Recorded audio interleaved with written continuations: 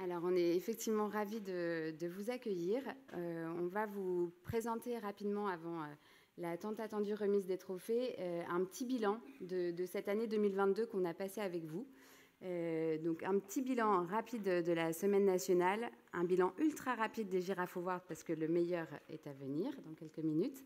Et puis, revenir sur 3 opérations de solidarité qu'on a faites avec des partenaires cette année et qui nous tiennent à cœur de renouveler. Donc, voilà, je vais vous donner quelques chiffres parce qu'ils sont vraiment chouettes et puis quelques images parce qu'elles sont très belles. Alors, la semaine nationale, comme tous les ans, c'était donc la 3e semaine de mars, du 19 au 26, avec pour objectif de réunir les parents, les enfants et les professionnels autour de projets pédagogiques. Pour cela, Nina, je veux bien que tu passes. Voilà, en quelques chiffres clés. Cette année, en 2022, la semaine nationale a réuni plus de 8100 lieux d'accueil qui se sont inscrits. Ça représente à peu près 5500 accueils collectifs, 1900 accueils individuels et 1200 communes et lieux culturels. Depuis quelques années, on a la chance d'avoir notamment les réseaux des bibliothèques et médiathèques qui s'impliquent et ça crée un maillage vraiment très riche sur le territoire. Voilà, donc c'est un vrai bonheur pour nous de les accueillir. Alors, il y a le petit bip, voilà. De les accueillir dans cette aventure de la Semaine nationale, ça crée vraiment du lien entre les professionnels, les familles et ces lieux culturels. Et c'est un bonheur pour nous de les voir s'impliquer chaque année de plus en plus. En termes de parents, familles touchées, ça représente à peu près 520 000 familles et 400 000 professionnels. Et on a réalisé 30 visios de mobilisation, parce que ce qu'il faut savoir, c'est que tous les ans, on va présenter sur les territoires, notamment ceux des CAF partenaires, on va présenter tous les outils que les professionnels ont à destination. Et puis, je vais vous les présenter à la slide d'après. Mais l'idée, c'est vraiment d'inviter chacun à s'approprier des outils que l'on a créés et que l'on a mis à disposition, que les partenaires ont mis à disposition, pour que chacun réalise sa propre semaine nationale de la petite enfance. Alors, en termes d'impact, c'est 12 000 kits numériques. Donc, dans ces kits numériques, vous avez plein de merveilles. Vous avez à la fois des outils de communication qui vous permettent de dire ce qui se passe dans votre lieu d'accueil pendant la semaine nationale. Mais vous avez aussi des merveilles pédagogiques, des podcasts, des supports, des guides de lecture. Vous avez des ateliers aussi qui sont réalisés par l'association et par nos partenaires.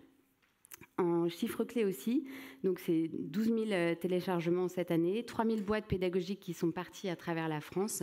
Et dans ces 3 000 boîtes, il y a 630 boîtes qui sont parties, ce qu'on appelle des boîtes pédagogiques solidaires, qui sont parties dans des lieux d'accueil, notamment ceux des associations.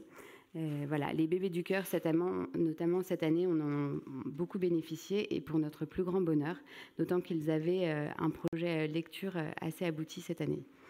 Voilà, on a fait 4 Facebook Live pour accompagner la communauté, dont 2 très précieux, un avec la merveilleuse Jeanne HB qui nous fait l'honneur d'être là. Et on a eu plein de témoignages vraiment très touchants à l'issue de ce Facebook Live. Nina, si tu veux, tu peux tourner la... Hop. Donc ça, c'était les outils. La boîte pédagogique.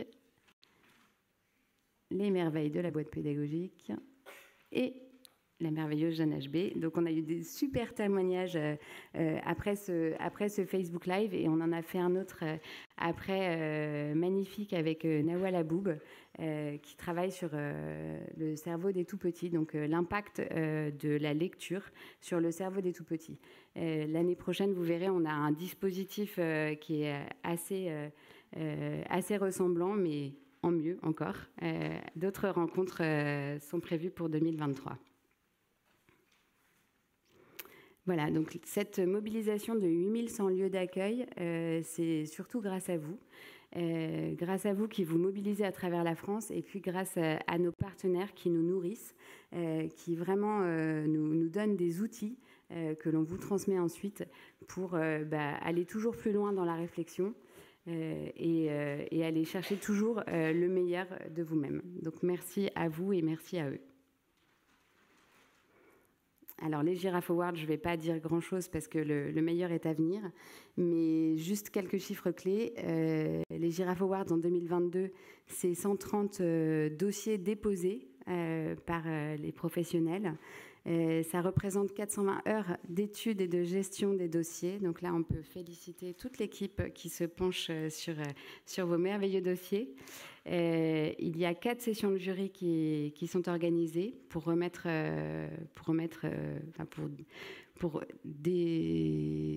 pour que effectivement on puisse décerner les prix. Voilà, j'avais le début mais j'avais pas la fin. Je suis désolée. Pour décerner donc ces 27 lauréats et puis c'est une journée de folie pour vous féliciter, professionnels de la petite enfance qui faites preuve de créativité. Dans les médias cette année, c'était aussi beaucoup de retours terrain. À chaque fois qu'on fait des réunions de mobilisation, on demande aux professionnels de faire savoir ce qu'ils font, parce que le faire, c'est génial, et le faire savoir, c'est encore mieux. Donc cette année, vous avez réussi à mobiliser la presse locale. On a eu plus de 150 articles dans la presse locale sur vos animations pendant la semaine nationale, et puis une émission sur France 2 pour en parler. Voilà, là, c'est les opérations de solidarité dont je voulais vous parler en 2022. Donc, on en a réalisé 3. Ce qui est important dans ces opérations de solidarité, c'est que ce n'est pas seulement faire des dons et envoyer des choses.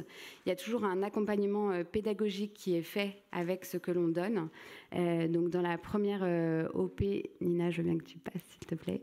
La première opération, avec Candia Baby, on a envoyé 50 000 bouteilles de lait dans des RPE, donc dans des relais petite enfance partout en France. Avec ces bouteilles de lait, il y a tout un accompagnement, un livret qui est fait, une affiche pour expliquer aux familles quel est l'objet de l'opération, voilà, et un livret de recettes. Et on a un RPE qui nous a envoyé des petites crèmes au chocolat qu'ils ont fait avec le lait. Donc c'était une mission tout à fait réussie. La deuxième opération, c'était une opération qu'on a appelée « Le jeu est une activité sérieuse ». C'est pas de moi, c'est de Frebel. On a créé des boîtes pédagogiques autour du jeu qu'on a envoyées dans 1000 LAEP et centres sociaux partout en France.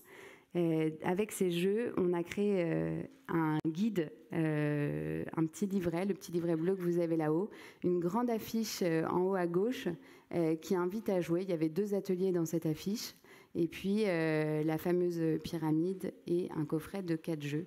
Et voilà, à chaque fois, c'est des contenus très riches qui vous aident à aller plus loin, voilà, avec plein de bons conseils. Et la troisième opération, c'est l'opération Agir pour la lecture avec l'École des loisirs. Donc on les remercie, on remercie les libraires qui se sont mobilisés. Il y a à peu près 400 libraires dans toute la France qui se mobilisent pour cette opération qui se fait en 4 sessions. Le principe, c'est que pour 2 livres achetés, il y en a un 3e qui est offert à l'association.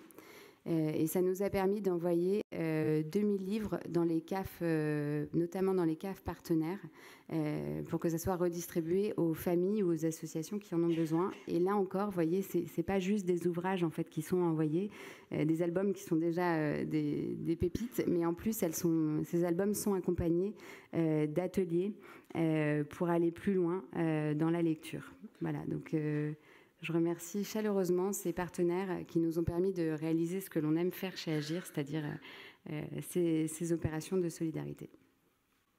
Merci à eux.